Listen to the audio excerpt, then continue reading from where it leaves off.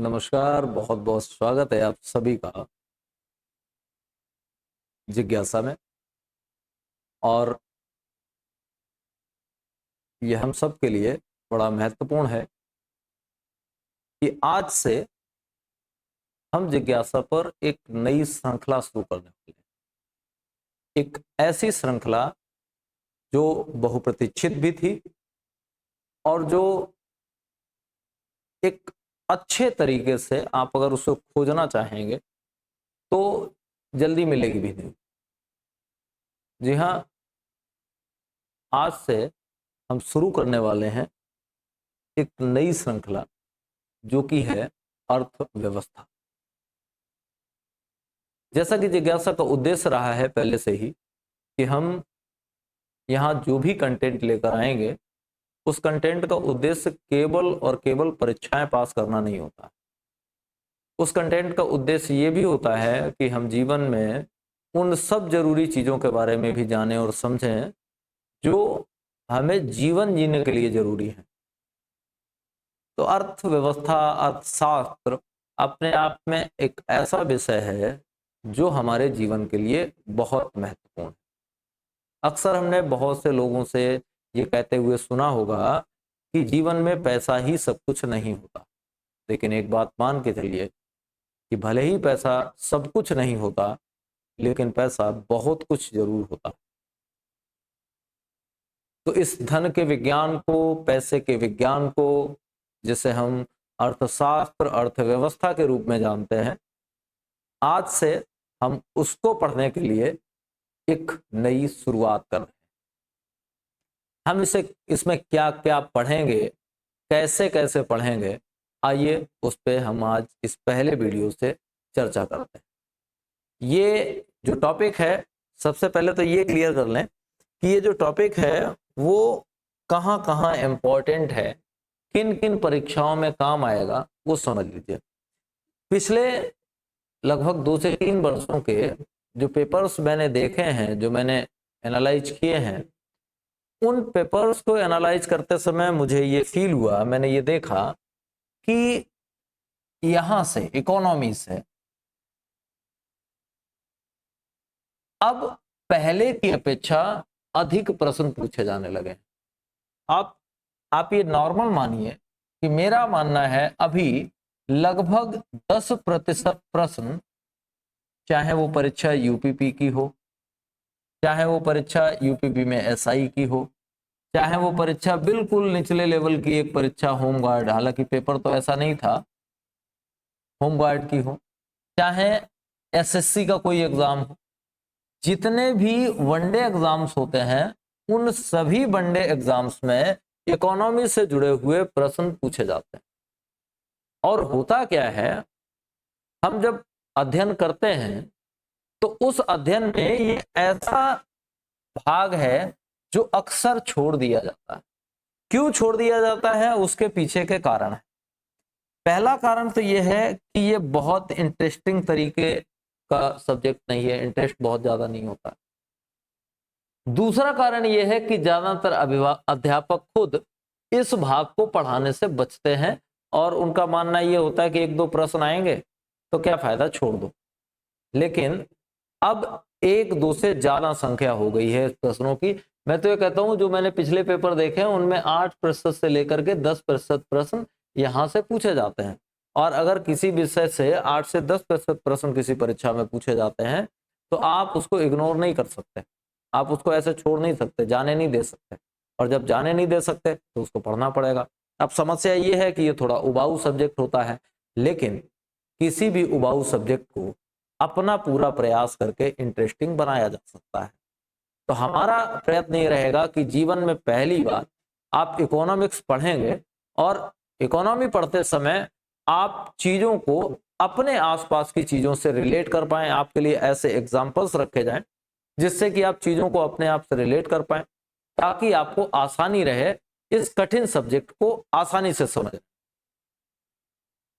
तो हम शुरुआत करते हैं आज और ये समझने का प्रयास करते हैं कि दरअसल हम पढ़ने क्या वाले। यह मैंने लिखा है अर्थव्यवस्था। दरअसल अर्थव्यवस्था का मतलब अंग्रेजी में एक शब्द होता है इसके लिए, इकोनॉमी, ठीक है। और ऐसा ही एक शब्द और आपने सुना होगा, इकोनॉमिक्स। अब दिमाग में ये आएगा कि मैंने अर्थव्यवस्था क्यों लिखा, अर्थशास्त्र क्यों नहीं लिखा।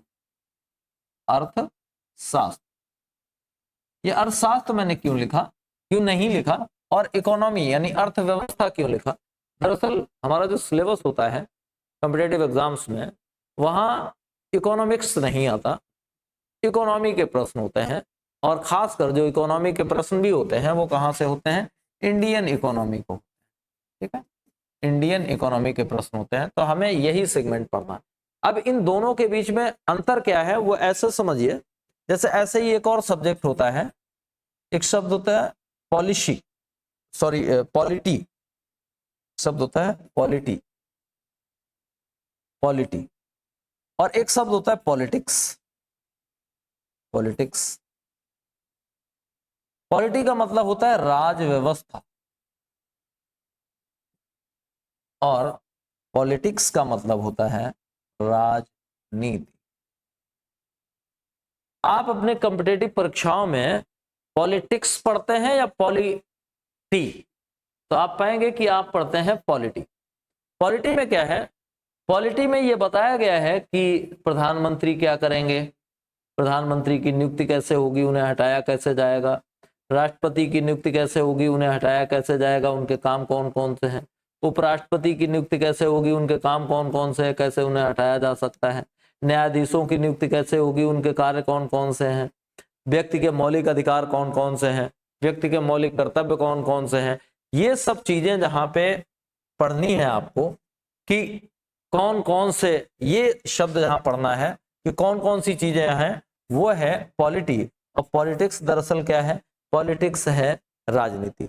राजनीति होने का मतलब ये कि इसे हम कह सकते हैं, पॉलिटिक्स को कह सकते हैं सत्ता प्राप्त करने की प्रक्रिया, प्राप्त करने की प्रक्रिया। पॉलिटिक्स क्या है, सत्ता को प्राप्त करने की एक प्रक्रिया है पॉलिटिक्स। और पॉलिटी क्या है, पॉलिटी ये है कि उस सत्ता में होता क्या क्या है, उस सत्ता में जो होता है वो होता कैसे कैसे है, उसको हम किताबी रूप से जो पढ़ते हैं वो है राज व्यवस्था।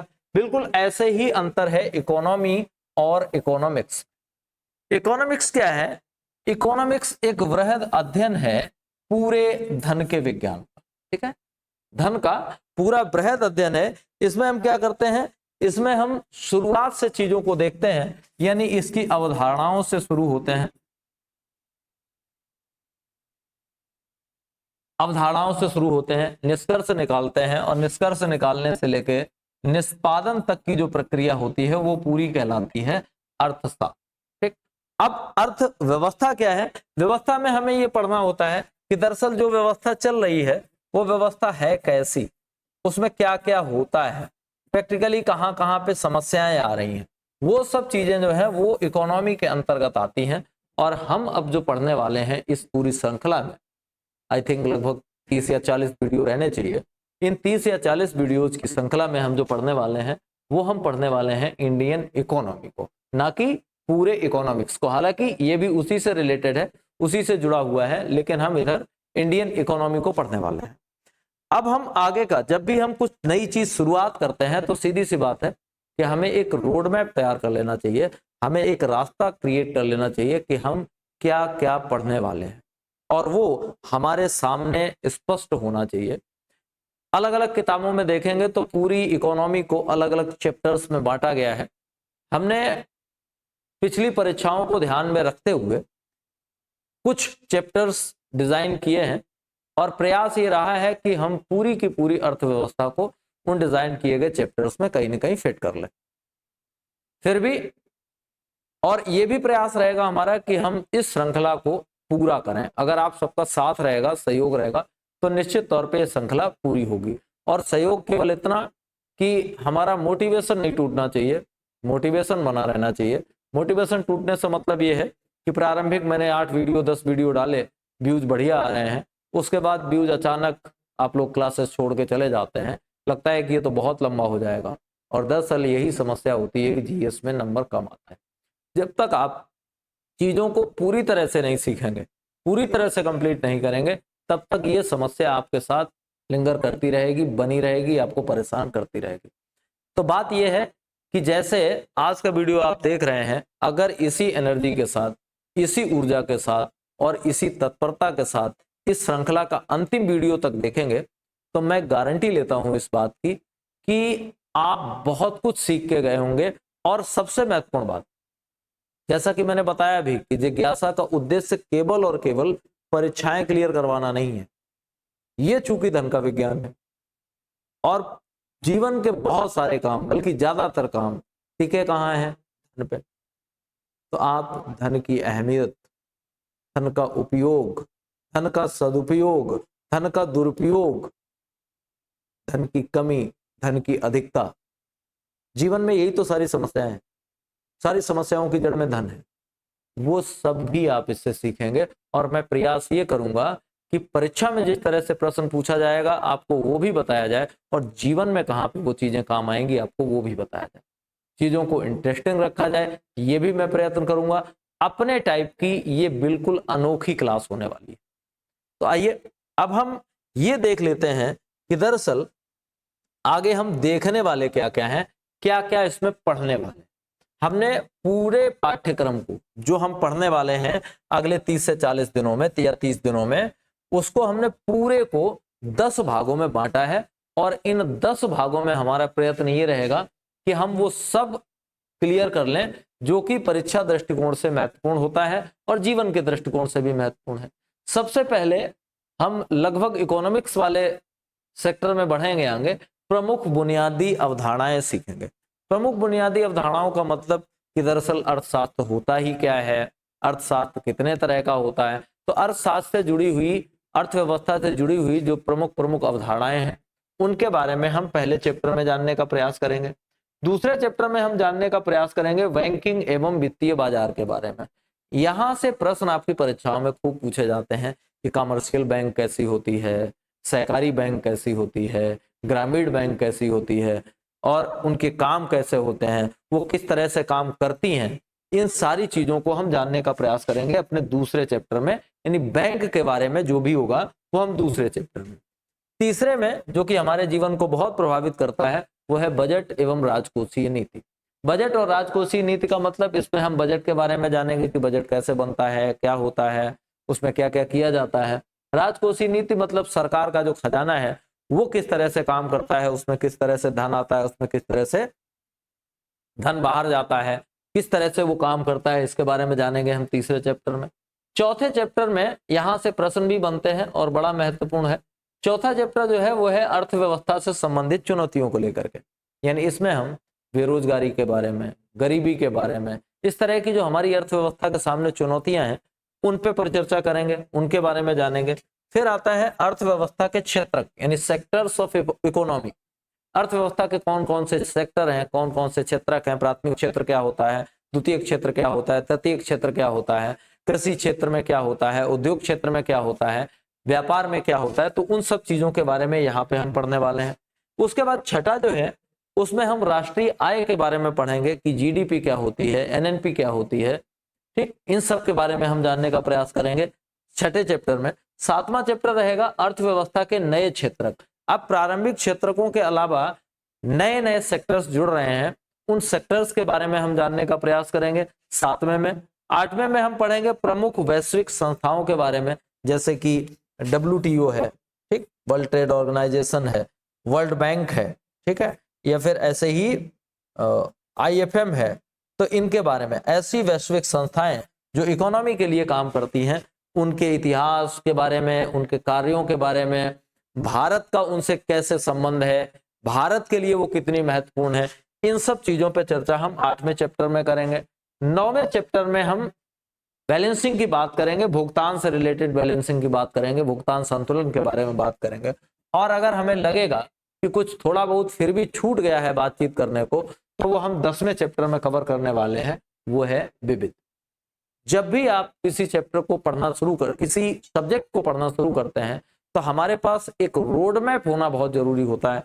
आपके सामने अगले 30-40 दिनों के लिए एक रोड मैप है इकोनॉमी को लेकर के, इकोनॉमी को हम इतने भागों में पढ़ने वाले हैं, तो आज से एक नई नोटबुक ले लीजिए और वो नोटबुक कम से कम 200 पेज की होनी चाहिए।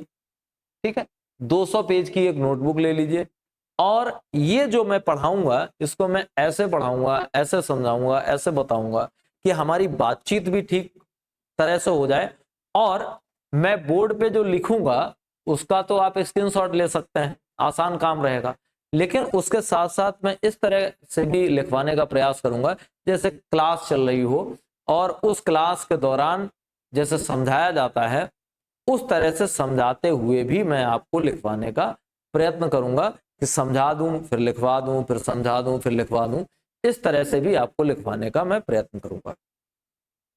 तो अब एक प्रॉपर वीडियो के साथ, यानी जो पहला चैप्टर हमारा रहेगा प्रमुख बुनियादी अवधारणाएं, इस पहले चैप्टर के साथ अगले वीडियो में हम आपके साथ फिर जुड़ेंगे।